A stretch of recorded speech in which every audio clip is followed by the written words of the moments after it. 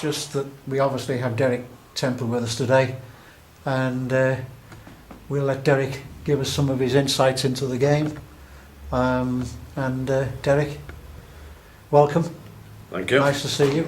Thank you very much. Let's carry on and right. Okay, sir. Right, my full name is Derek William Temple, and my date of birth is 13th of the 11th, 38.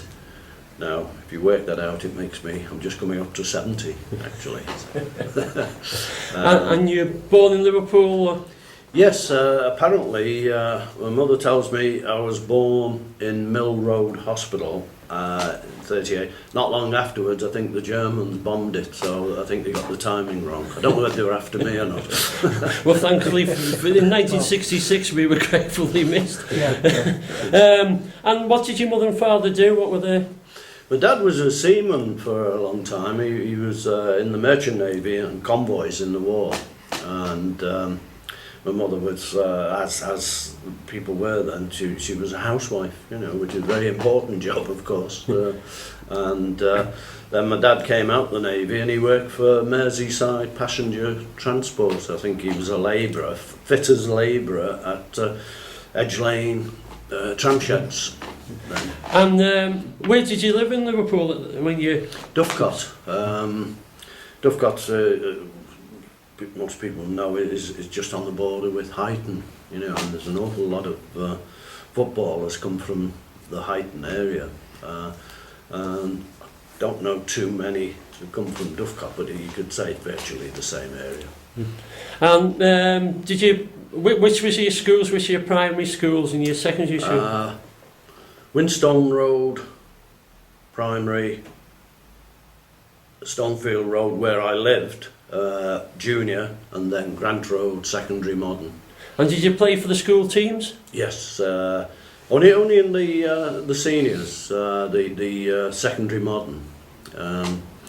They used to have to borrow a pair of football boots because we were, you know, I was one of 6 and one wage coming into the family, so times were hard, and I got my first pair of football boots when I was 14 years old, and my elder brother bought me those.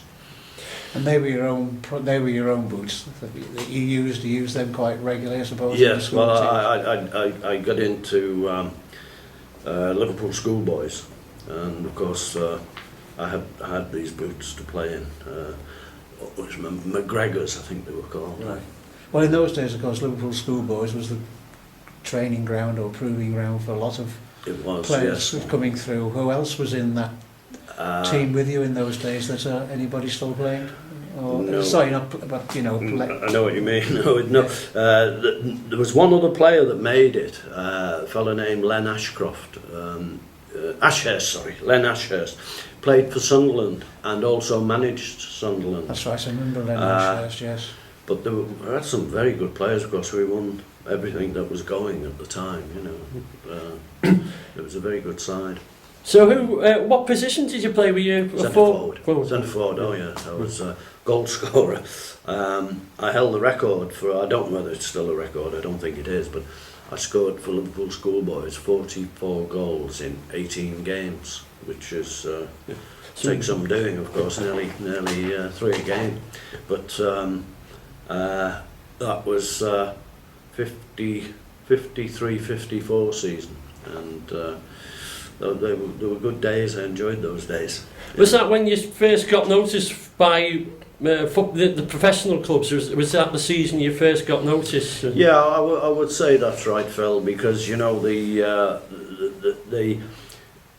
I think it's more professional now in picking up players than it was then, but certainly I played, you see, for Liverpool schoolboys, Lancashire schoolboys and England schoolboys, which of course you're in the shop window, aren't you, with England schoolboys, and I know that at the time I think Manchester United, Wolves, Liverpool and Everton wanted to sign me from being a schoolboy, but a different signing as it is now, you know. I mean, there's academies. There were no academies then. if you wanted to, you could sign and go on the ground staff, which I did actually in the end for Everton. Why particularly Everton? What was the... I don't know really. It's a good question, because I couldn't say I had an affiliation to either Liverpool or Everton, because all I wanted to do was play football. And no, just play football, Jerry. You know, I just wanted. Every evening I was out, if it were winter, you know, under street light playing, and it just consumed me, the interest of football. And it was only with playing with an old tennis ball, you know, with all the it was black because all the colour had gone out of it, and you know, with the playing on concrete. And it was great, and then on the Sunday, sometimes we'd get a casey, as they called it then, you know, the case ball, the old case ball with the lace, and the gang of us would go up on what they call the top field, and we'd have a kick around. We'd sometimes climb over the school fence and go and play on the school field. Yeah, good days. So, describe the actual day Everton came for you, if you like. You know, the actual. Can you remember? You know, the knock on the door, or was it the telephone going, or what? No, it was. I think Liverpool game. Don Welsh was the manager at Liverpool, and very, very pleasant man. But I don't know what it was. Funny thing is, Liverpool offered me £6 a week, which was a fortune in those days, to go on their ground staff. And Everton came along and offered me £3 a week.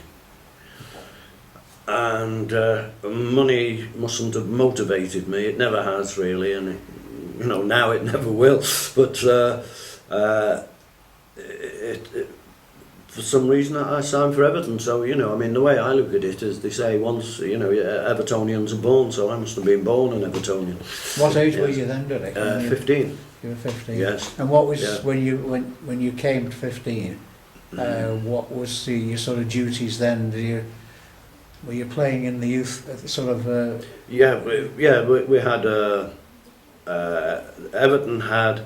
They had about 6 junior teams, I think, at the time, Jerry. It was they had like a youth team, a Colts. It wasn't a youth team. It was Colts.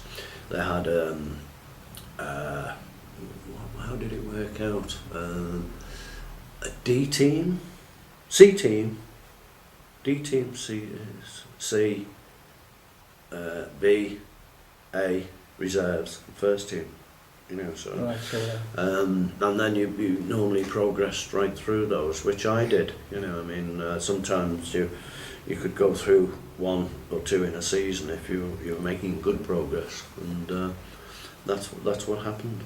So, did you feel in that early days? Did you feel happy with that, or were there anybody tapping you up to move on, or were you convinced that you were going to stay at Everton? And yeah, no, there was none of this tapping up then. I think that's a fairly, well, you say recent, really, certainly over the last 20 years I think it's come in, but it certainly didn't happen then. I was quite happy with my lot. I was on Everton's ground staff, used to brush the stands and help on the pitch sometimes, and train Tuesday and Thursday nights. Then you know, you're hoping as you're getting closer to 17 that you're going to be signed professional, which was the age, of course, for signing. And I did sign. It was a little bit after I was 17, a few months after, but I did sign, and I made my debut in 1957, March 1957, the end of that season. Yeah. And signing, I mean, there weren't the agents then. Who was with you when you were signing the contract? It was just yourself and... Yeah, well, that was it. Well, yeah, no agents. You were told what you were going to get, and you signed. No negotiation. Just no. But of course it was fixed then. You know, I mean, it wasn't open.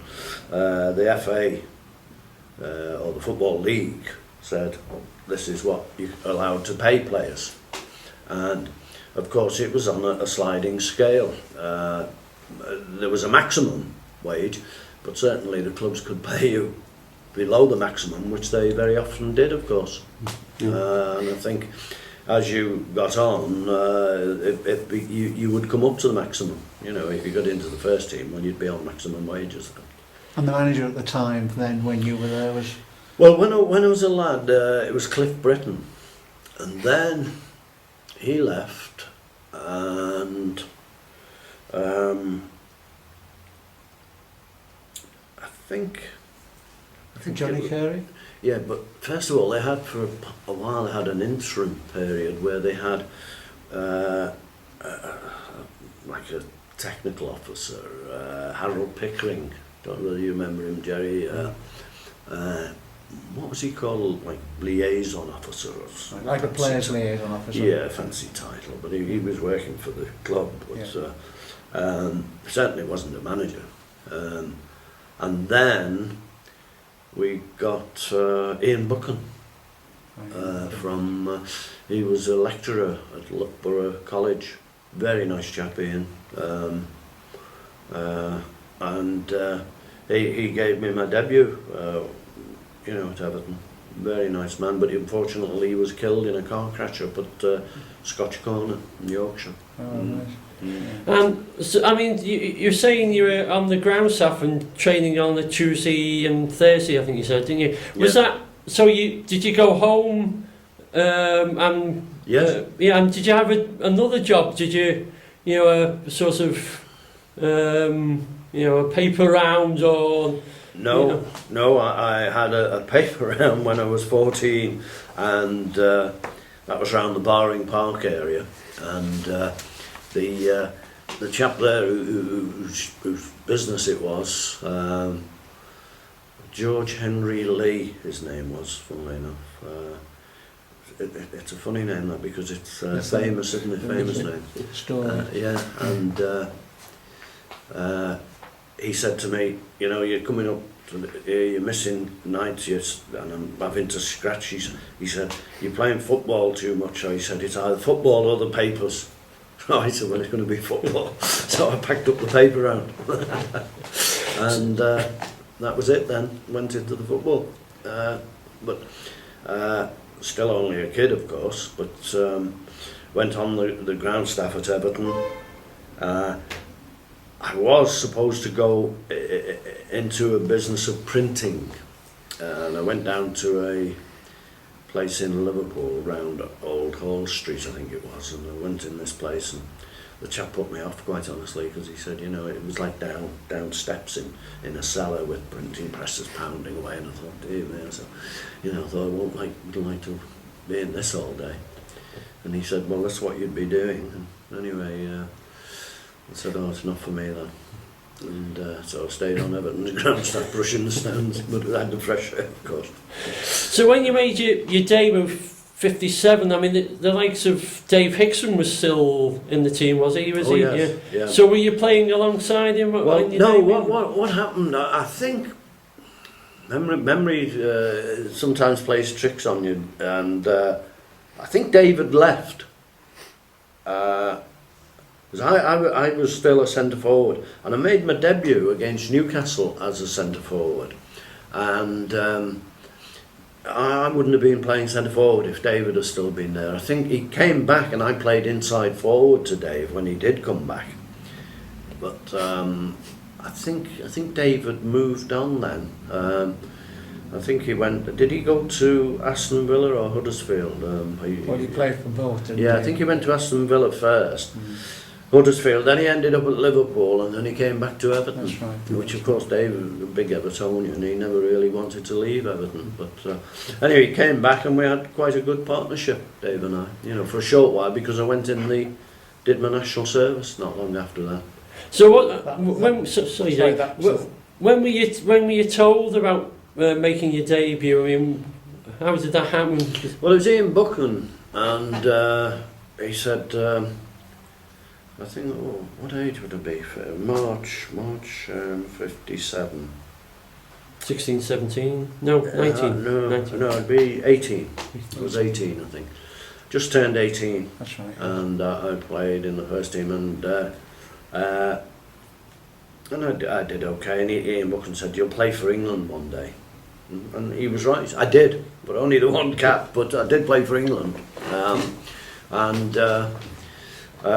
it was against Newcastle. We my debut, and it was very interesting because I always remember it because I got carried off. Came back on, of course, but it was those days. Football was more of a physical game in that you could tackle from behind, and they certainly did. These fellas, they were different bills then. Defenders, they're more these days. They're more like athletes, but those days they were. How can I put it? They heavier and could kick harder, probably. So did they have to build you up? Did they have to, build your physique up, Everton? No, well, I mean, what happened with the hurly-burly of a centre-forward, they decided, and the buffeting centre-forwards they decided that I wasn't big enough, so they started moving me inside forward.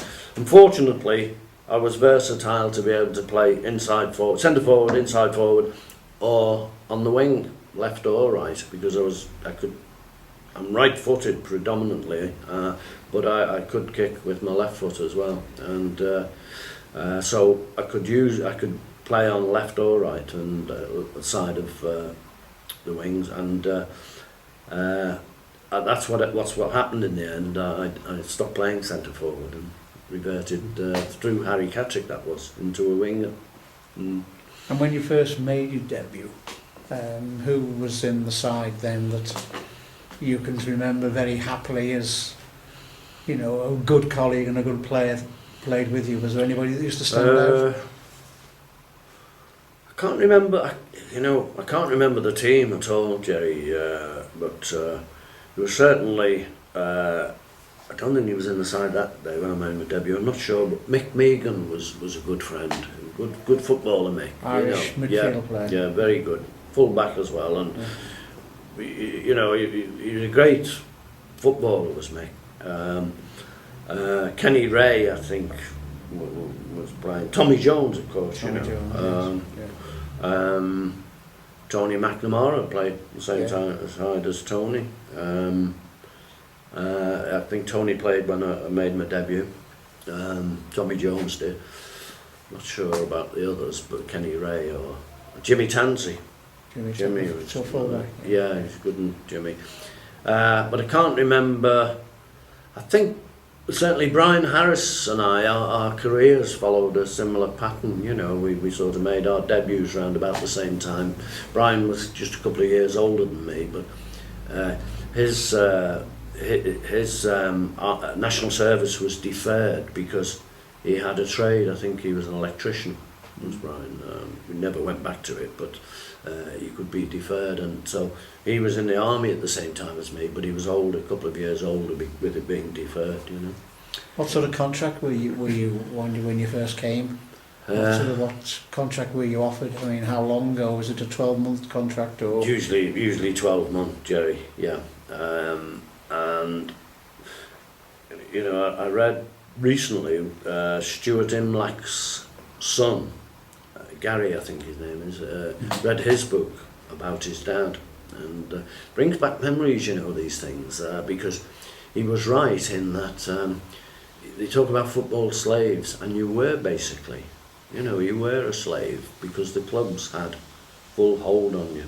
They could say whether you what your livelihood was, really, in that they retained your registration no matter what, and that was wrong. And of course it was a great thing when freedom of contract came about, and the maximum wage was abolished, because the clubs I don't know where the money went, but clubs must have been making a lot of money, in those days.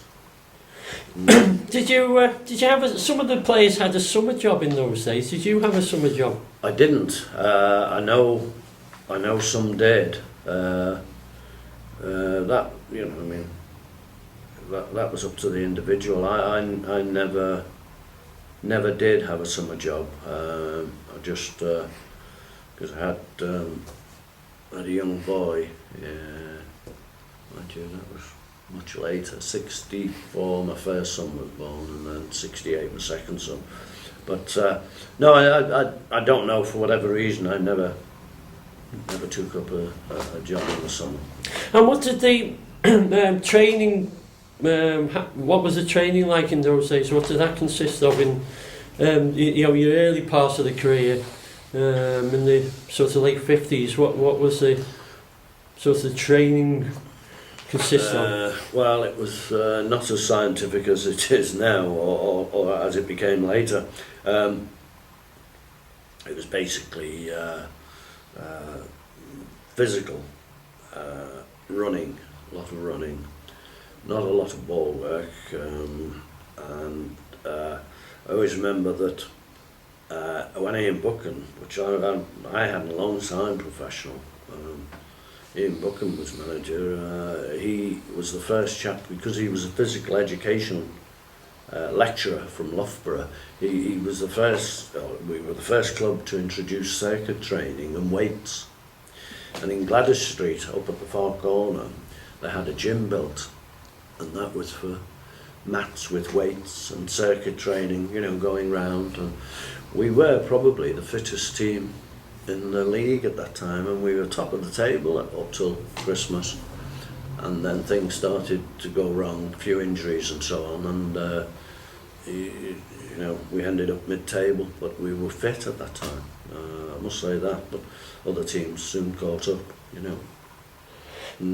Who were the characters? I mean, you remember you mentioned the likes of Tony McNamara, and he's still a character to even now. Yes. Was he a character in those days? Oh yeah, Tony. You know, I mean, we were all in the same boat. You know, we were all professionals then, and so it was a matter of doing your best and keeping yourself. You see, the thing was, as the season got on, everybody used to worry that at the end of the season you wouldn't be retained, because there was no guarantee of employment anywhere else. And although the clubs, you see, this is what I was saying before, the clubs had you, that they could sign you or they could discard you. And they would only discard you if they thought you were no good to them. But if they thought you were good to them, it didn't mean you were going to get a good deal off them. You know, I mean, they just retain you, and invariably on the same money or a very slight rise. You know, very, very little. And it was take it or leave it. You had no. Oh yeah, no. And if you didn't sign, they you know, you'd play in the reserves and your money would drop. And it didn't matter who you were, what you were, or how early you played. Yeah? No. There was a lot of, you know, if you dig the records out, I bet there was a lot of disputes going on. But in the end, the club would win because it was all about the players' livelihood, and people had mortgages, or there were a lot of clubhouses then. Of course, that was another thing. The club had you, you'd be paying rent to the club, and you know, you still had to find that rent, so you know, it was. So where was your? Where did they put you? You had a clubhouse? No, I didn't. No, they didn't give me a clubhouse. You see, again, for what it is, the system was based on if they signed a player from another club, they'd want to keep him happy, if you like, and so you get a clubhouse, and it was a big part of the deal. They'd say, right, they'd show him a house and say, there's your clubhouse. I mean, as time went on, the houses improved. But when I got married, I went to Johnny Carey, Harry Catrick, I'm not sure. No, Harry Catrick, and I said, to have a clubhouse. Just trying to think who it was. Was it Harry Catrick or? I think it might have been Johnny Carey. But anyway, whoever it was, they said, no, we're not doing that, you know, it's only certain players get clubhouses. So basically, because you're a Scouser, local. That was it. Yeah. You got to shrug your shoulders. Well, you know, I mean, these things happen in life, don't they? You know, worse things happen. See, as my dad used to say. You mentioned before to us, Derek, about Brian being exempt from the army because of his job. Yeah. I know you were telling me a couple of times before you actually did army. Oh, I did national service. You played in the army, didn't you? I did, yes. And of course, when national service, of course, was compulsory.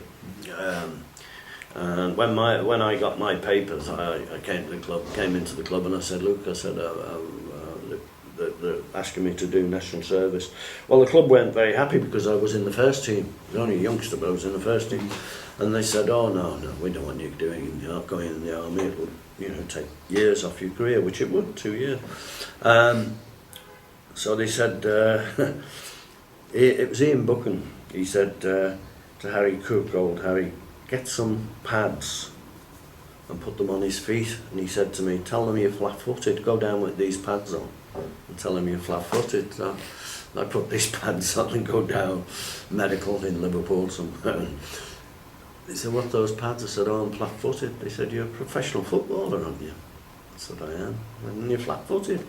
So I said, well, yeah. So he said, oh, it's the first one we've come across. Then he did a couple of checks, take the pads off. Next thing, A1, and you're in, and you'll be assigned such that. Anyway, go outside into the corridor, and there's about 4 or 5 ex-army officers with the big Crombie coats on. And this chap, he was an ex-major, an older chap, and he said to me, Temple. I said, yes. He said, you're a footballer. I said, well, people say that, some people say that. So he said, well, join our regiment and you'll be able to play every week. He said, we're based at Harrington Barracks, Formby. Oh. So he said, you'll be at home every week. Home from home, you won't interfere with your career one iota. So I said, well, that's fair enough. Well, time for your end. It was the King's Regiment, Liverpool King's Regiment. Anyway, 10 months later, I was in Kenya fighting the Mau Mau. So the moral of that story is, don't believe an ex-army officer. Yeah. But I didn't actually fight the Mau Mau. I was just at the end of them. Then they chased them up into the Aberdare Mountains, and they had a spell in Kenya, which was very interesting. That was national service, of course. I take it the club actually, like I know they did for people not in the sports field, and national services on their job was kept open because it was beyond their control. Well, they had to pay you a retainer, Jerry. You were paid a retainer by the club of £3 a week. Your army pay was about 30 bob, £1.50. So I was better off than a lot of people. But that was it. I did come home a few weekends, but I was playing in the reserves, I was in the first team originally, but funny thing, we played a game here, I think it was 1958, I think it was 58, against Blackburn in the Cup, and we lost 2-1. I was in the army, but that day, it was a night game, I always remember it. They had me on an assault course at Formby, and I went up this ramp and I had to jump over a ditch, and as I jumped I landed on my ankle and ligaments went, and of course my ankle came, and I played that night, but they wrapped it up and put fiery jack on or something. Oh, my ankle was burning, but I could hardly run. It was thick mud at Goodison, and I think we lost to Blackburn 2-1. That'll be in the records, that cup game. So the army in that respect didn't do me a lot of favours, and I came back from Kenya, and that was where we were based was 7,000 feet above sea level, so of course your fitness playing football was a different pace altogether, and it took me a while to adapt when I came back to get really fit and get back into my stride again. I think in your playing career you never really got into a lot of trouble, did you really? But I think you were saying that once in the army you you had a bit of a time. Oh well. Because they used to try and take it out of you. Yeah. Well, it's funny you say that because you know Joe Parkinson. So Yes. I was with Joe the other week, and Joe was never sent off in his career, you know, but I was, which is strange really when you think of me, forward. Yeah. Wouldn't hurt to fly. Big Joe going round. He was one of the dogs of war. Yes. Very, very Yes. good player, but he was a big, Yes, strong good lad. player, very good player. And no, I was sent off in Kenya. I was captain of the battalion team, and been out for the day, and I was driving this car. To cut a long story short, it was a bit late, and got to the ground where the match was, and we were playing a local team, and the locals were the tribes people then were around there were Kikuyu. There were Maasai further out, but mostly Kikuyu. Very, very happy, jovial people, but they could kick you, you know, when they were playing football, and they played a lot of them played in the bare feet. It didn't make any difference, they'd still kick you, and it did hurt, you know. But this guy I was playing against, I was centre forward again. He was about 6'4", and he wasn't a bad player, but every time I went up, his elbows were whack on the back of my head, in my ears, you know. And in the end, the referee was an old colonial, been over there years, and everything was for the natives, you know, and he gave me nothing. And in the end, I just lashed out. I kicked this fella up the backside, and this fella set me off. And I got marched. Later on, I got marched in front of the CO, and you know, left, right, hat off, and salute, and hat off. Anyway, I got confined to barracks. I forget now. Was it 2 or 3 months? I think, which didn't really make a lot of difference because you didn't go out that much there. But did you still play though? When you know? No, I was banned. You were banned from playing as well. And I was captain of East Africa Command as well, because you know I was one of the few professional. Well, I think it was the only professional footballer over there at the time, so they make you captain. But yeah, it was a shame. One of those, I wasn't happy about it, but you know, just one of those things. I was probably a little bit built up with driving and rushing. But I mean, I must say, refereeing is not an easy job, but this referee didn't have a clue, quite honestly, you know. Get banned for saying that now. Yeah, yes, exactly, yeah. I mean, talking about, you're saying about grounds, I mean, as a winger, when you look at, and you and I were talking about this not long ago, looking at the modern grounds today, the grass today, I mean, what was it like in the winter months when the grounds were very heavy as a winger? Because, you know, there wasn't a lot of grass, was there? No, but where the grass was, the wingers would get the benefit of it because you had that diamond of basically sand, because there was lots of sand thrown on the pitch to absorb the water. And so you'd have that diamond of sand, and then the corners were grass. And that's one of the big differences in football today. The pitches are superb. I mean, see them at the end of the season, there's nearly as much, well, basically there is much grass on as at the start. I don't think they're as good a condition, but not far away from it, you know. But when we were playing it, the pitches, the science was different, you know. I mean, so there is a big difference in that respect. I mean, you were talking about the case ball, and then you played with the slightly lighter ball. Was it a big difference? Did you notice a? No, I mean, you probably, yeah. The old case ball, the leather ball, if it were wet, you know, that would just absorb water. They used to put dubbing on it, you know, I mean, like they did on your boots, but it would still take an awful lot of water in and become quite heavy. So you did notice when they started bringing balls out that were laceless, you know, with the valve that you pumped up, and they did have like a plastic coating on, but they're not.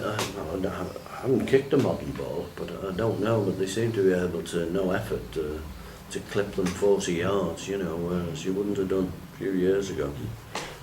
So I mean, when you see the likes of Ronaldo doing these step overs and all that, was it possible to do it with? I mean, could he have done it with a case ball? Would it be impossible, sort of thing? No, I don't think so. I think a fellow with his skill, you know, I mean, I think he doesn't matter a tennis ball. I think he'd do it with, wouldn't he? You know, I mean, tremendous skill. I think the difference is, though, I think, as you say, with the modern ball. They can still do it, but they can make it turn angles, they can make it swerve. Yes. Would the ball that you had, could you do it with that? Or? No, I don't think so. It was pretty true, you know, in its flight. It was more power than guile in those days. I mean, the boots reflected that, Jerry, you know, I mean, the boots were heavier. The boots they play with now seem to be more like slippers, don't they? You know, I mean, but... I think, well, honestly, that's why a lot of these metatarsal injuries are coming from, because you can get one of these boots and bend it like that. Well, to my mind, there's no support. If that can bend, it means that your foot inside it can bend, you know. But and that's where the metatarsal injuries come from. But the boots were different. It had to be heavier because the ball was heavier, you know, to strike it. But you did have a lot more protection around the ankles then. Did you have to buy your own boots in those days, sort of? No, early days, you'd go down to Jack Sharp's in Whitechapel, who was a director of the club, and you'd go down and have a fitting down there, you know, try some on, and then that was it. But you only had one pair of like boots for match days, and then an old pair for training in. So the millionaires were... Well, they weren't, no, there weren't so much millionaires then, but it was a different kettle of fish entirely, in that the rubber boots, which were the old rubbers, they were all rubber. They were like little Wellingtons, if you like, you know, moulded soles with rubber, and but high ankle. You used to be given a pair of those, a loan of a pair of those, should I say. You never had your own. There were just so many sizes, and they would, on the day, if it was frosty or something, the pitch was hard, you'd be, I'll try those on. It was totally different. Did you have an apprentice, by the way, when you're in the first team? I mean, you said you're on the. They didn't exactly have when you started. There wasn't exactly an apprenticeship as such. But as you went on, did you gain when you got into the first team? You got yeah, but you didn't have your own. It was just a matter of there were boys like who were making the way then, who would be cleaning boots and that sort of thing, but they weren't designated to a particular player, you know what I mean? And that would be the likes of, what, Joe Royal? Would yes, it be? Joe, Alan Whittle, David Johnson, Roger Kenyon, lots of the lads, Terry Darricott. There was quite a few that made it then, wasn't there, to the first team that went through that Well, system? you know, I mean, the academy, if you like, then, or the youth system, was very, very good. But of course, it wasn't a matter then, was it, of going out and buying a ready-made player as it is now. You know, television never played a big part. You'd have match of the day, and that was it. There were no live matches. It was just the highlights in the evening, Saturday evening. Grandstand, I think it was, wasn't it? Now, that's all changed, of course. It's television has pumped so much money in that they dictate kick-off time. You know, today, the kick-off time was amazing. But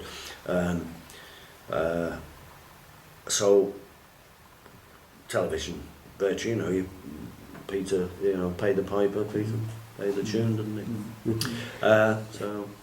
Now I was going to ask you, I mean, 1963 Everton won the championship, but you were injured in that season, weren't you? Am I right thinking that? 62-63, Phil, yeah, that was the big freeze-up. It snowed in early January, and I don't think we played again till late March. Although we did play here because we had under soil heating, but I don't think it was that efficient. I think we only played one game. No, what happened that year, I had bonfire night, 1962, I had a cartilage out. Pre-season, I felt great. I was really, I thought, oh, I'm going to have a good season. And pre-season training, I went over on my ankle, stood on the ball as I ran down the wing at Belfield. And I went, the full back, Roy Parnell it was, who was marking me. And it was like a first team versus reserves, if you like. And I went down the left wing, and he came to cut out the cross, and I tried to stop it, stand on it, stop it. But as I stood on it, my ankle went over the ball, and of course I went forward a normal way, and I felt a crack. But I don't think it was broken because the X-rays didn't show a break. But I think the crack was my ligaments going. And my ankle came up like the size of an elephant, and anyway, got over that eventually. Had it put in plaster, got over that weeks and weeks later, and my knee started aching. Getting terrible pains in my knee, this left knee, the same as the knee, same knee as the ankle, the same leg. And they couldn't. The club was saying, "Oh, you're okay," and this.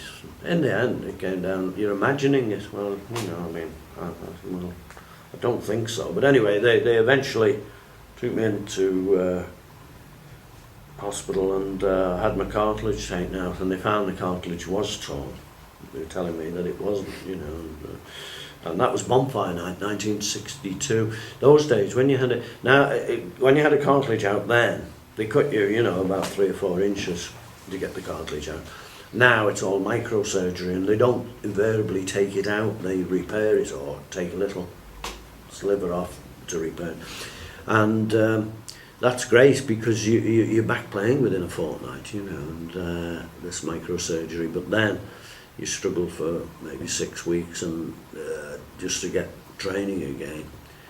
And that happened to me. And anyway, that season I only played 5 games, and we won the championship. I played one sort of earlier. We had a little break where we played one game. There was a big break, but we managed to get one game in, and I played in that. I think it was against Wolves here in Goodison. We beat them, and then. I played the last 4 games, and we won the championship, but I didn't get a medal. No. Yeah, you didn't play enough games to do for that. How did you feel about that at the time? Well, I was disappointed, of course. Yeah. I would have loved a championship medal, but I could say, it was a part of the team that helped to win it. But no, there's nothing to show for it. Yeah. Did you need, how many games did you need? 13, 14? No, I think maybe 12. I'm not sure, Phil. I have an idea, 12, maybe 14. 12, 14. But so, as Jerry just said, you disappointed, but you were sort of professional about it, were you? Or did you Well, there's nothing you could do. You're disappointed, you just get on with it. It's gone. You have to look forward to next season. Were you a good spectator? When you were watching them, or did you want to kick the ball?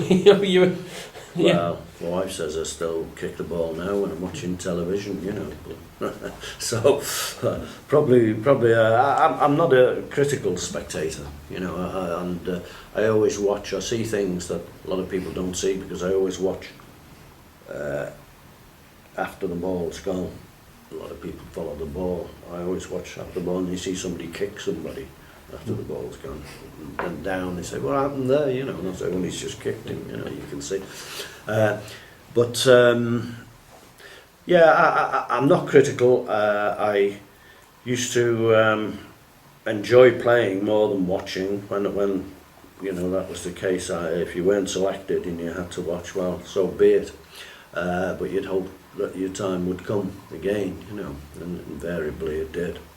But now I find football has changed an awful lot. It's basically the same game. It's still a round ball and the same pitch, same markings, and the idea is to put the ball in the net.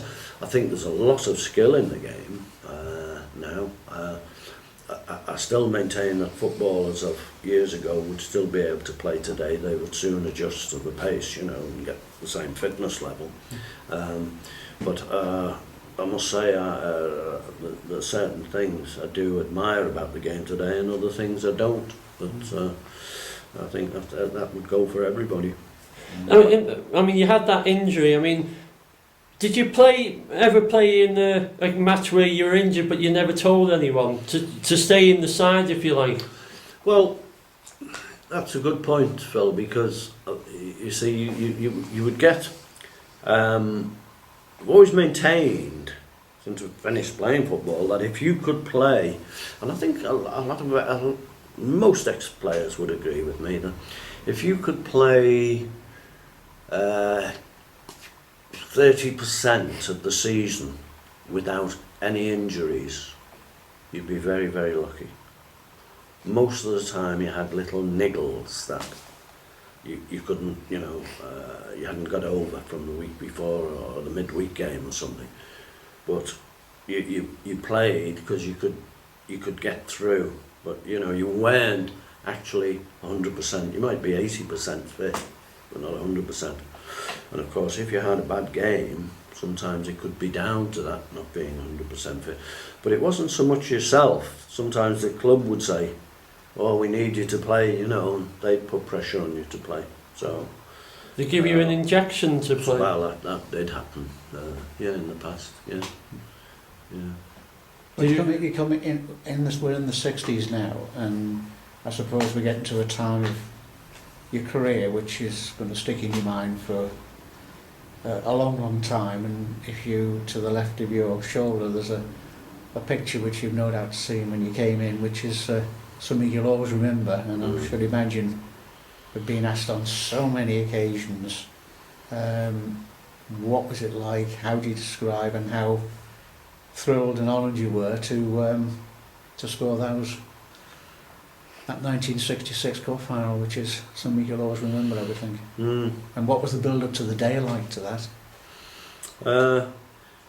Well, we went to Everton Park in Croydon, big hotel there, right. I think it was right next door to Wentworth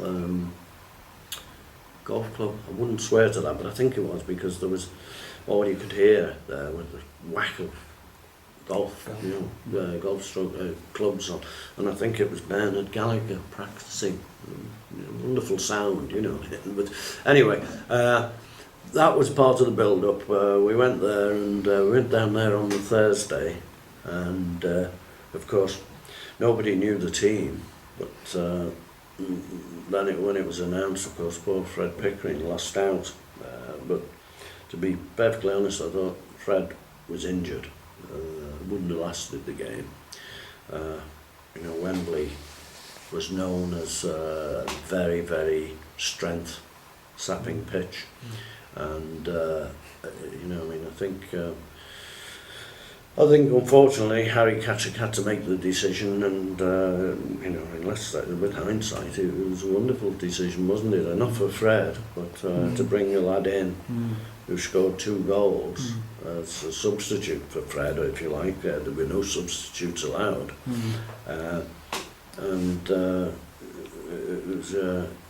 he was very, very lucky, Harry, in that he put a lad in there that did the job for us. I think Fred wouldn't have survived, and I always say that if it was hard enough to beat them with 11 men, but if we'd have had 10, it might have not been possible. And we all felt tremendously sorry for Fred, because let's face it, not many people get to play at Wembley, and I was very, very fortunate. As it happened, we went 2-0 down just after the second half, and I'm thinking we're going to have to come back next season and try and take it, because it starts going through your mind. Well, not many, you know. At the time, that I don't think there were many that came back from 2-0 down. Certainly at Wembley, I know that there had been the earlier one of Matthew's final. They were 3-1 down, weren't they? I think, and came back 4-3.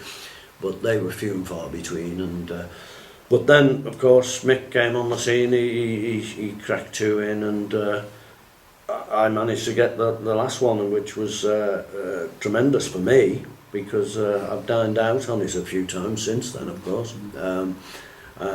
But I just thank the Lord that I managed to put it away, because if I hadn't, I wouldn't be sat here now, I don't think. Well, can you remember, I mean, I'm sure you can, the build-up to the goal? Yeah, it was, I'd wandered, I was playing left wing, but I'd wandered over, as we were allowed to. You could wander, you weren't stuck on the wing, and I'd wandered over into the inside right position. Colin Harvey hit a ball out of defence. I don't know what it meant it for me, it certainly didn't come to me, but it went to Jerry Young, who was the Sheffield Wednesday sweeper, just inside their half.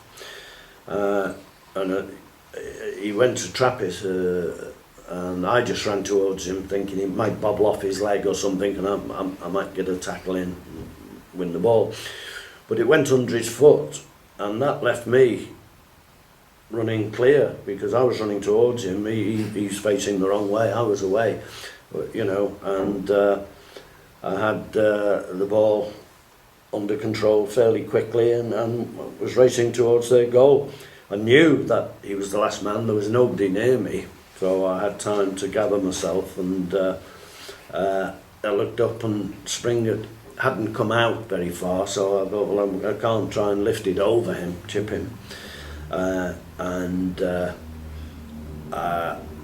always said that if I'd have been Alex Young, I'd have taken the ball up to him, you know, and done a couple of tricks and knocked it in, probably nutmegged him, you know, shoved it through his legs or something. But if I'd have done that, he'd have taken it off me probably. So I weighed up the angles as I approached. Goalkeepers can't cover the whole goal, of course, but Ron Springer was he was an England goalkeeper, I think, at the time, very good goalkeeper.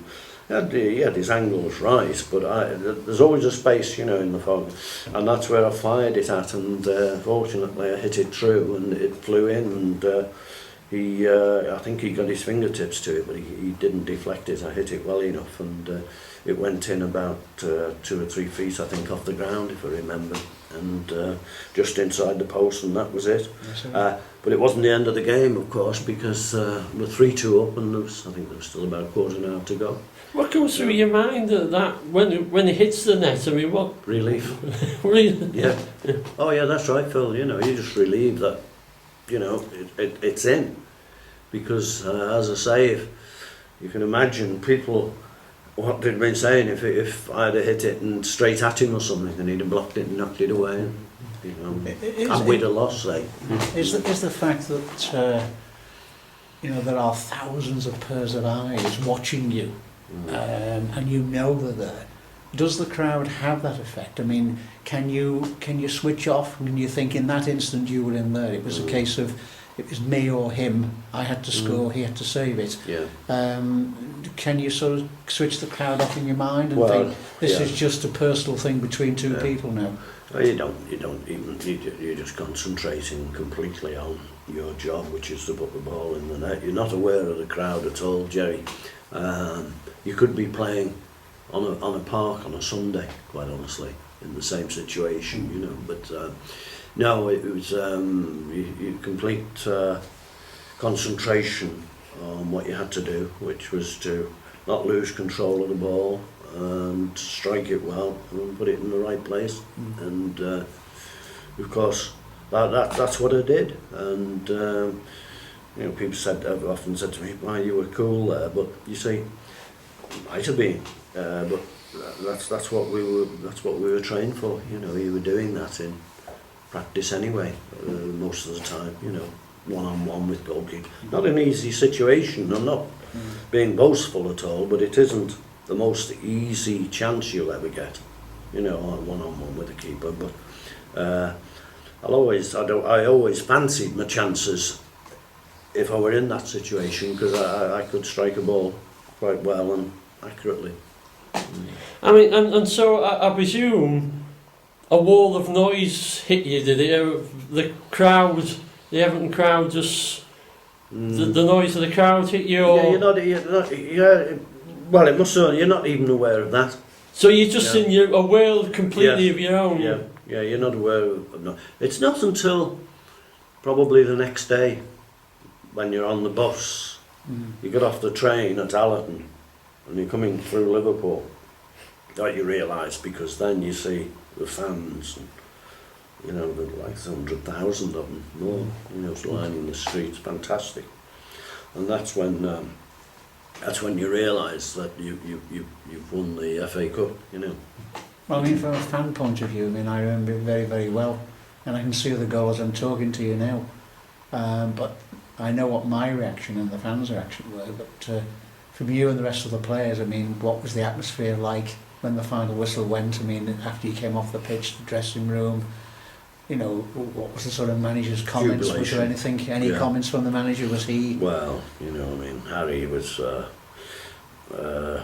very jubilant, of course. He wouldn't let go of the cup, I don't think, Harry. But somebody remarked on that later, one of the lads, one of the players, Harry wouldn't let go of the cup, and I don't think he did very often. But, so he was delighted, of course. Oh yeah, we were delighted. I mean, you know, as I said before, Jerry, you're two down, and you know, you're thinking, blimey, it's going to have to be next year.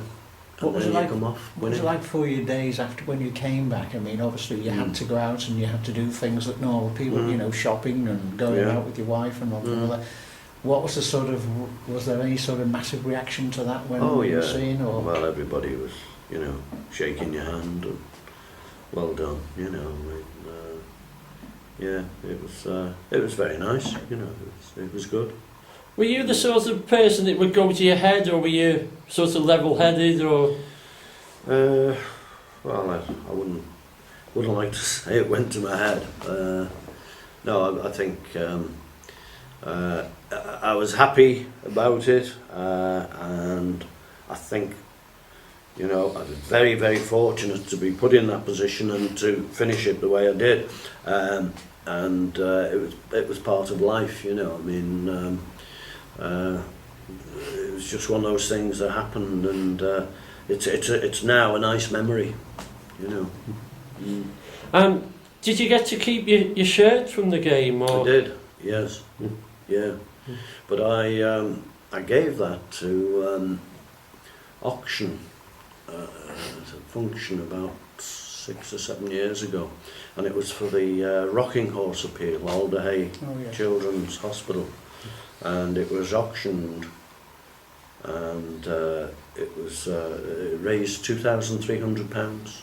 Chap paid for it, which I thought was tremendous, you know, and that went to the poor children at Alderhay Hospital, which I was delighted about. And that was an extremely generous gesture from you. Well, you know. I mean, it's the least I could do, you know. I mean, I was delighted it made that money for them. Now, after winning the cup, I mean, you were saying, was it still at the start of the next season, you were still had to sign another contract? Was it still the 1 year contract? No, not necessarily. You might have been on a 2-year contract then, depending on who you were. Being a local lad, it wouldn't be any longer than 2 years, you know, because you still had that thing. It was, if you paid a lot of money for somebody, they seemed to get more wages and better houses, if you like, accommodation. I was still, don't forget, I wasn't worried about a clubhouse then, because I bought my own, you know, which I'm still in. And was Harry Catterick the sort of chap that would say, I don't care if you've won the cup, you know, you're out the side, or was he, well, you've won the cup, you're still, was he that sort of manager, you know? Yeah, very much so, because Harry Catterick had a history of, if you won something, he'd break the team up. Yeah, if you look back over the years when Everton, when he was manager, and he was a very successful manager, But you have a look at the teams, how they changed after they won something. You know, they broke our team up. I left the following year. I think, I forget who they were, the players certainly from that team left before me. You know, I mean, so he had this thing about, I don't know whether he had a mindset of that if you won something that you would settle for that. You know, and I think that was wrong, because once you taste success like that, you know, you're looking for more. Because we, you know, don't forget, we won the league in 62, 63. And that was Harry Catterick, wasn't it, I think? Was he manager then? Yeah, I think so, yeah. Yeah. But, you know, the team gradually changed. I mean, that team had Roy Vernon in, didn't it? Billy Bingham. Well, they went in the team in 66, you know. I mean, I know Billy Bingham was getting older then, but they made an awful lot of changes, you know. After a team won something, he would not necessarily get rid of them all, but some, you know, 3 or 4, maybe more, I don't know. But he did it. He certainly did it after we won the league, and then after we won the cup, and then I think he did it again because he was manager when. He was manager when we won the league again in 70, wasn't he? Yeah. I think he did it again. What sort of character? I mean, he had a reputation of being rather a strange character. I mean, he was known to be very subtle on his transfers, wasn't he? He was. Well, he was stealthy over his transfers, wasn't he? He'd disappear from functions, and he'd be shooting up to Scotland and signing players, and good players too. Bought a lot of good players from Scotland, which you know, the Scottish players had something about them, and they were good. They were fierce fighters, you know, good for the team. I thought we had some great Scottish players, you know, but he kept his cards very close to his chest, Harry. You never knew what he was thinking. You certainly knew if the press were going to be around at Belfield, because he'd turn up he'd come out and in a brand new tracksuit and you know, not a mark on it, and you say, hello, the cameras are going to be here today, boys. We all do. Well, we were chatting recently to Alex Young, and he has obviously very happy memories about that day and one thing or other. I mean, you know, what's in your eye, what sort of player was he? Tremendous skill. Alex Young was, I mean, he is worshipped by the fans here, you know. So again, they have this thing, they love centre forwards, don't they? Everton. And they've had some great centre forwards in the past. Alex was one, you know. His skill rate was superb, you know. I mean, very, very clever, and good head of a ball for his size, you know. His timing. I mean, as I said earlier, in the final, if I'd have had his skill, I'd have taken it up to the keeper and you know, nutmegged him or something. But he, you know, he had this thing with his feet, didn't he? Tenderfoot, you know. I mean, yes, blisters, very, very bad blisters all the time. But he was a delightful player to play football with, and also to watch. You know, I mean, certainly his skill was tremendous.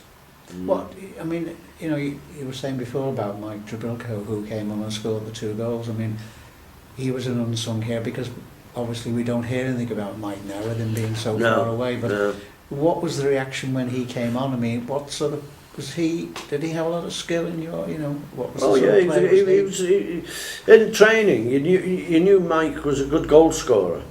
He could always score goals. You know, he's fairly accurate in his shooting. Quite sharp, quick. But it's like the old saying, isn't it? I came, I saw, I conquered. He came on the scene quickly and disappeared off it just as quickly. but he did a wonderful job for Everton, didn't he? And thank goodness he was there. When did you get to, you were saying before the game, when did you actually, when you left on the Thursday, you didn't know the team, when were you actually told the team, and how was it announced to you? Were you told individually or as a group? I think Fred was told individually that he was not playing. That was while it was at the hotel, I think. I forget how I don't know whether the rest of us were told, the team, then after Fred had been told that he wasn't playing. Of course, Mike Trebilco would have been told quietly that he was playing. I forget that invariably when we were at Goodison, it was pinned up on the notice board very often, the team, or you'd see if your boots were out, in your place. Away from home, it was announced on the Friday generally, or sometimes on the Saturday, travelling to the game. Talking about travelling, I mean, in those days, I know they fly an awful lot these days, but did you mainly just coach to all away games? Train in early days, Jerry, and then coach later, yeah. But train, in the 50s, certainly, and always stayed at the Station Hotel, which was right in the station. Newcastle, we'd stay overnight. Travel was different again, wasn't it? London was maybe 5 hours on the train, so you stay overnight there. Night games, this was, because you play night games still. Saturday you'd come straight back, but afternoon games. But it was early days was train, and then the coach came into. Did they have control of what you ate on the match day and what you drunk? I mean, did they say no, you can only have this? And well, they did. When you if you travelled and stayed overnight somewhere, you'd be told what you could have. At lunch on a match day, you had a choice of it was usually boiled chicken or a toast, I think it was. Or what was the other? I always had boiled chicken anyway, so it was okay. But something light, I think that was the general thing. We didn't have any superstitions, I think, about putting a certain boot on first or anything like that, did you? I don't think I did, Jerry. I can't remember. Can't remember having any superstitions. No, I've never been one for walking round a ladder. I'd walk under it. I'm not bothered about that. No. So I don't think I did really. I mean, get out there and you make your own luck. We're going back to your England. The one game you played for England, there's 65, West Germany? Yes, that's right. Was that Alf Ramsey? Yes. Yeah. What was he like as a manager? He was very astute, Alf. Knew what he wanted, planned everything very well, knew the opposition down to a T, told you what your job was, what he wanted you to do, and if you didn't do it, you'd be out. He didn't say that to you, but that's what happened. He was very good manager. And how did you get? I mean, obviously you played well to get into the England side, but how did you find out that you were going to play for England? Well, they send you. I played for England in the summer of '65, prior to the World Cup in '66. And he was trying to formulate a team then, and they had pre-season, or end of season if you like, tour, and it was to Yugoslavia, Sweden and Germany, and you get a letter saying you've been selected to go on this. So not that you've been selected to play for England, but to go on the tour with an itinerary. And went to Yugoslavia, played them, didn't play, went to Sweden, didn't play. And then in Nuremberg, I did play. I was selected to play, and I did all right. I thought, you know, I made the goal for Terry Payne. Got down the left wing, crossed it, and Terry Payne scored, and we won 1-0 in Nuremberg against Germany. So I thought I did all right. But and I was in the 40 the following year. Alf named 40 for the World Cup, a squad of 40, but it was going to be narrowed down to 22. And when it was narrowed down, I missed out, so nearly made it, you know. Would have been a great year, that, wouldn't it? Ray Wilson did it, you know. We got 2 medals that year. Was that the didn't Brian LeBone was nearly in that team, the World Cup, am I right to say? Yeah, I think so. I think, I'm not sure whether Brian asked to be relieved of selection because he was getting married now. I would have thought that wouldn't have gone down very well with Alf Ramsey. Yeah. You know, don't think they'd been too happy. When you were coming towards the end of your Everton career, did you know in your mind that it was coming towards the end, or were you know, did you have any inkling or that it was going to happen? No, not really, Jerry. I found out later that when Howard Kendall came to Everton, I should have been. Preston wanted me as part of the deal, you know, but Harry wouldn't let me go. Now, then Howard joined us. When did Howard join us? Was it 67 or 66? Bawley joined us in 66, didn't he, after the World Cup? Mm-hmm.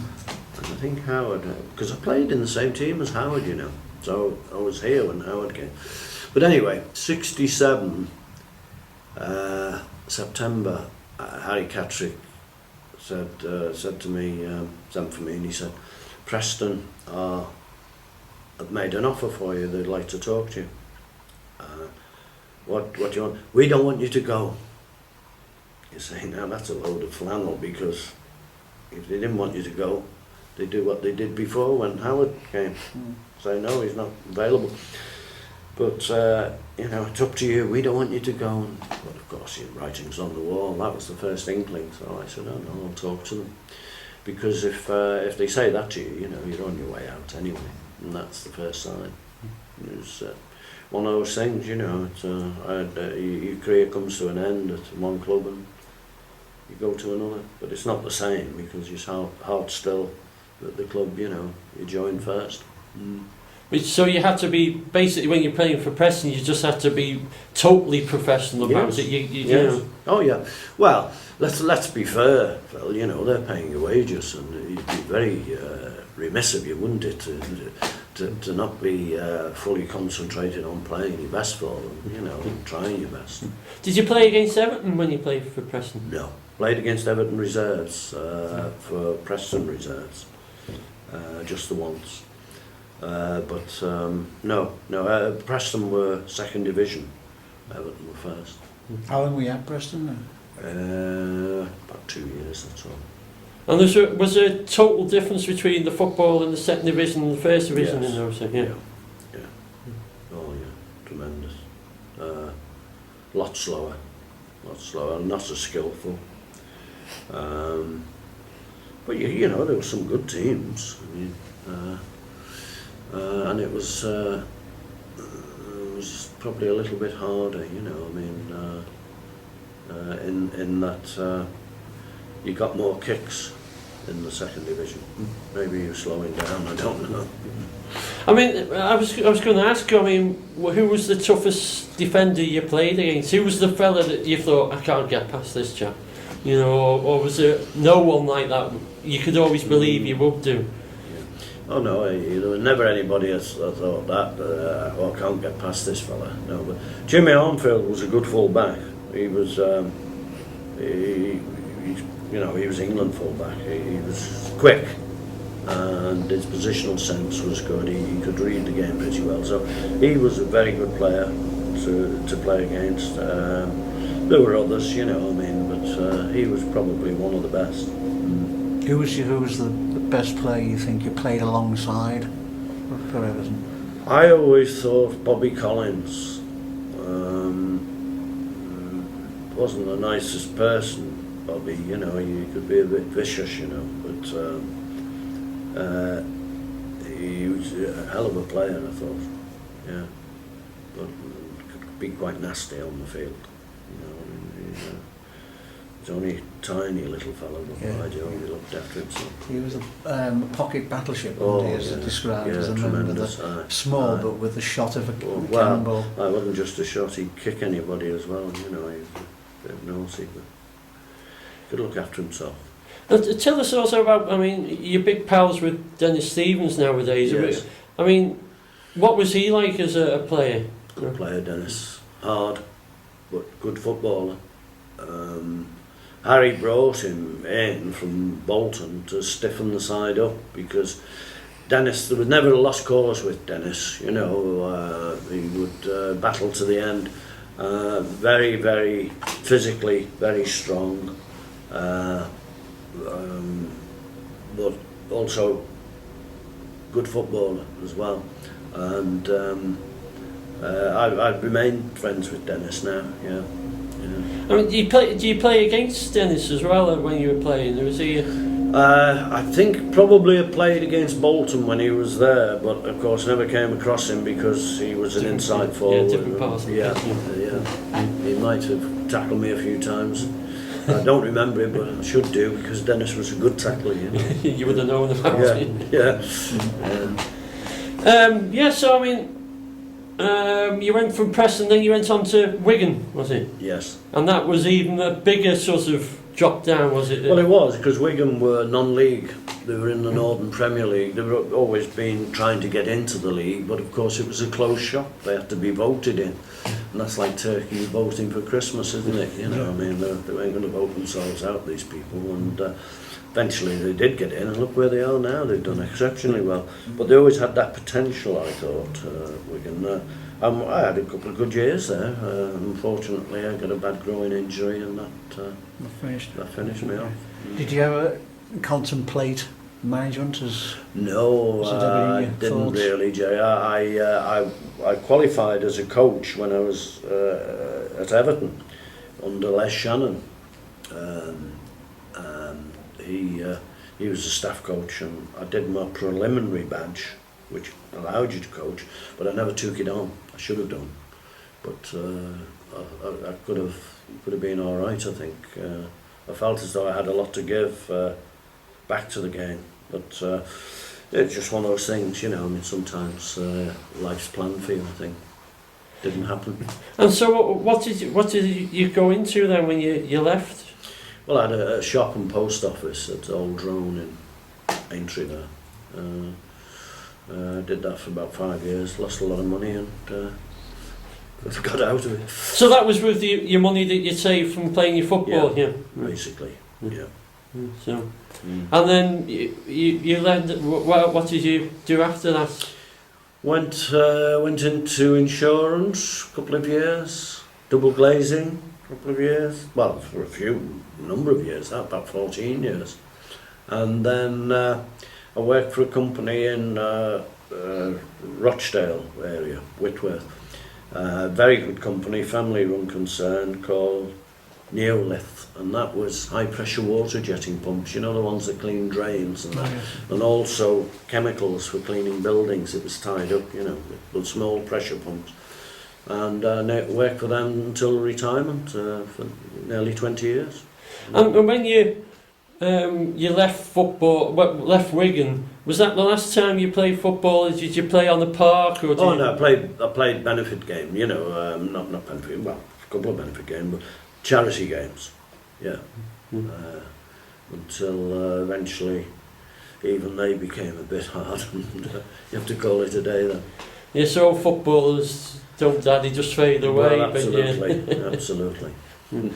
Well, Derek, I think it's been fascinating, you know, listening to you, and I think we can finish by saying that you'll always remain, in Everton's eyes, a hero of ours.